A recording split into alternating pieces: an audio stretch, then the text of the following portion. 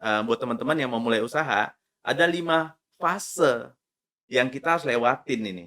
Mungkin dalam proses 1-2 tahun, ini bisa dilakukan atau dilalui dengan baik. Ya, yang pertama fase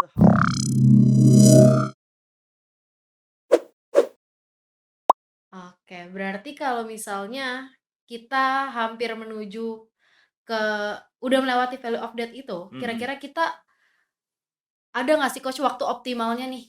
Ya udah Nah, bertahannya itu berapa lama sih di dalam iya tahap iya itu? iya. Nah, ini kalau kita nggak ikut dalam sebuah program coaching, kita jadinya ya nggak tahu ngitungnya berapa lama, apalagi tindakannya itu, tidak efektif, sesuai target yang dibutuhkan gitu ya, target yang mau dicapai gitu.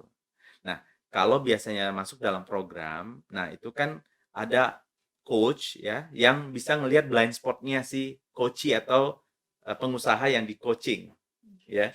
Jadi kita akan lihat ya, kalau secara umumnya harusnya sih nggak lewat dari 3 tahun itu bisnis sudah grow, kalau dengan catatan nih Dev, kalau dia, terbukti produk dan layanannya bisa fit to market gitu. Ya. Nah, kalau mau lebih cepat, artinya tindakannya, lebih effort-nya, fokusnya itu lebih gitu ya, itu bisa 2 tahun kalau berhasil lewat aja, sudah bisa hasil cuan di tahun kedua, itu bisa selesai value of debt-nya, bisa untuk dikembangkan.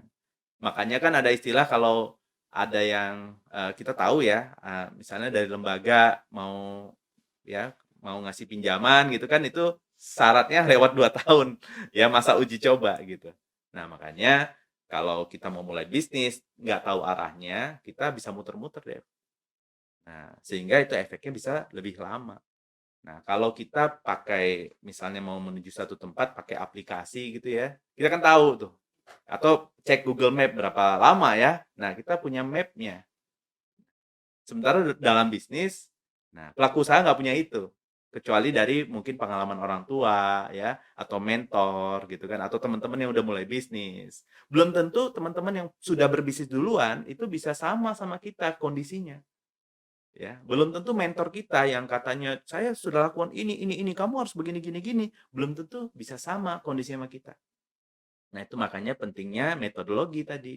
Nah, metodologi itu sebagai, guidance-nya si pelaku usaha. Sedikit lagi nih Coach mau sampaikan, buat teman-teman yang mau mulai usaha, ada 5 fase yang kita harus lewatin ini. Mungkin dalam proses 1-2 tahun, ini bisa dilakukan atau dilalui dengan baik. Ya, yang pertama fase how to identify.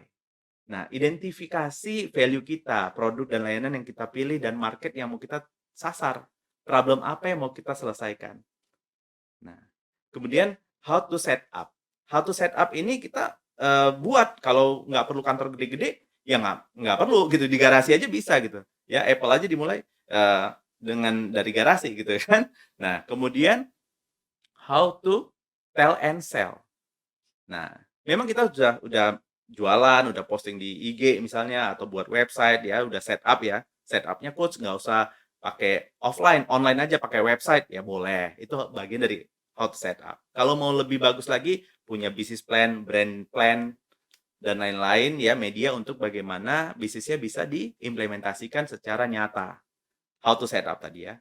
Yang ketiga fasenya how to tell and sell. Nah, di sini pentingnya komunikasi. Di sini pentingnya branding. Di sini pentingnya kita memberikan pesan untuk value kita ke benaknya audiens. Nah, sehingga mereka akhirnya suka dengan apa yang kita infokan, misalnya sederhananya Dev, posting di IG itu jangan sembarang posting gitu ya. Nah, kalau kita sembarang posting atau sembarang curhat-curhat aja nggak jelas ya, audiens kita nggak tahu ini kita mau ngapain gitu.